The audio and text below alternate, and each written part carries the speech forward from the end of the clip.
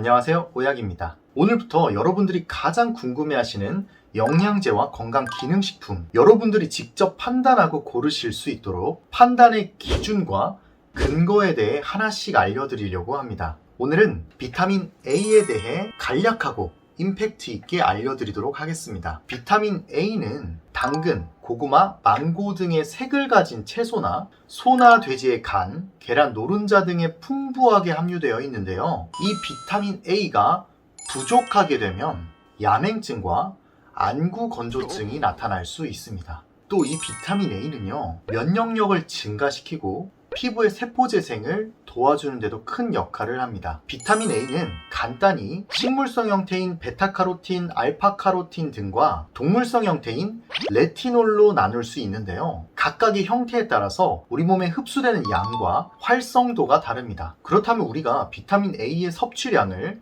스마트하게 조절해야 될 필요가 있겠네요. 음식으로는 얼마나 먹어야 되고 비타민 A 보충제로는 얼마나 먹어야 되는지 기준을 정해드리도록 하겠습니다. 약학정보원의 권고사항에 따르면 한국인의 비타민 A 1일 권장량은 5,000 IU입니다. 또한 하루 최대 복용량은 5만에서 10만 IU를 넘지 않는 것이 좋습니다. 먼저 어떤 음식에 비타민 A가 많이 포함되어 있는지 함께 살펴보시죠. 소나 돼지의 간에는 600g당 10만 IU의 비타민 A가 들어있어요. 이걸 정말 잘 알고 가셔야 되는데요. 오늘 내가 순대나 소고기를 먹을 때 소간을 먹잖아요.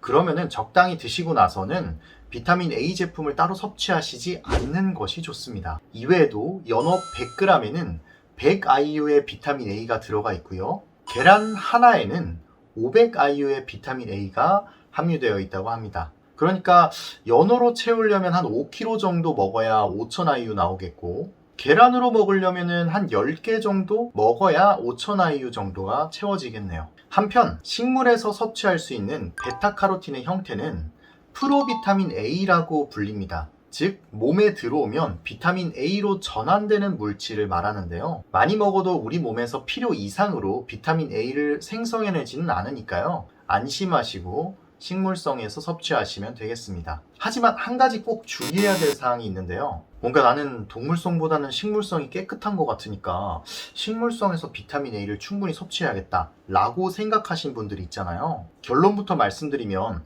흡수량이 굉장히 작아요. 그러니까 베타카로틴의 형태는 우리 몸에 들어오면 6분의 1 정도, 다른 카로틴 성분은 약 12분의 1 정도 비타민 A의 역할을 수행합니다. 간단히 말해 당근 6개를 먹으면 1개 정도 쓰인다는 말인데요. 이것 또한 건강 상태에 따라 전환되는 비율이 달라서 더 떨어질 수도 있습니다. 대한영양학회에서 우리나라 사람들은 식물성 식품으로 비타민 A를 많이 섭취하는 형태이므로 비타민 A 섭취 실태가 매우 불량한 것으로 파악되었다고 합니다. 그래서 동물성인 간, 우유, 계란 등으로 섭취할 걸 권고했는데요. 만약 채식 위주의 식단으로 비타민 A를 섭취하겠다 하시는 분들은 반드시 영양제 형태로 비타민 A를 보충하시는 것이 필요하고요. 동물성 비타민 A를 섭취하실 수 있는 분은 적절하게 음식의 형태로 섭취하시는 것이 바람직하겠네요. 만약 음식으로도 비타민 A를 충분히 섭취하시지 못하는 환경에 있다면 꼭 챙겨 드셔야 하는 것이 비타민 A 제품인데요.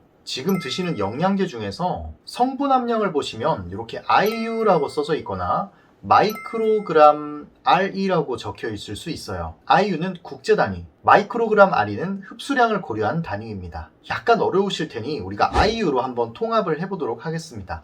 간단히 마이크로그램 RE에 3.33을 곱해주시면 IU 단위가 나옵니다. 예를 들어 100 마이크로그램 RE는 333 IU가 되겠네요. 이렇게 오늘 섭취한 내 음식 중에서 비타민 A가 조금 부족하다 싶으면 비타민 A를 영양제 형태로 추가 복용하시는 게 바람직하겠네요. 음식과 영양제 모두를 통해 5,000에서 10,000 IU 정도를 하루에 섭취하시면 됩니다.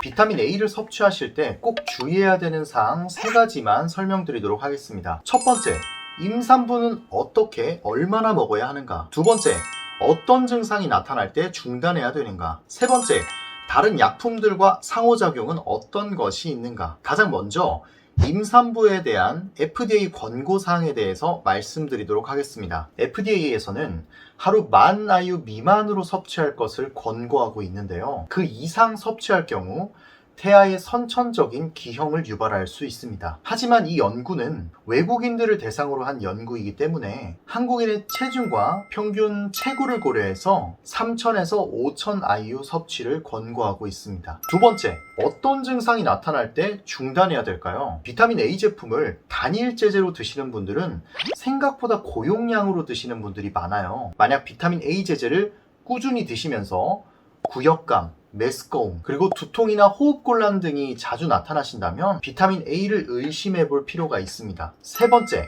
다른 약과 상호작용은 어떠한지 설명드리도록 하겠습니다. 만약 여드름 약을 드신다면 부작용의 위험이 증가할 수 있으므로 주의해서 복용하셔야 합니다. 여러분 중에 다이어트 보조제 드시는 분들이 있을 거예요. 그 성분 중에서 올리스타트라는 것이 있습니다. 이 올리스타트는요, 비타민 A의 흡수를 굉장히 방해해서 한 앞뒤로 2시간 정도 간격을 두고 복용하시는 것이 좋습니다. 평소에 술을 많이 드시는 분 있잖아요. 비타민 A 고용량 제품을 같이 이렇게 드시게 되면 독성 간염이 나타날 수 있어요. 이거 진짜 조심하셔야 됩니다. 그래서 만약에 오늘 저녁에 술을 마셨다면 비타민 A는 그 다음날 점심쯤에 복용하시는 걸 추천드립니다. 오늘 내용이 도움이 되셨다면 구독과 좋아요 부탁드립니다.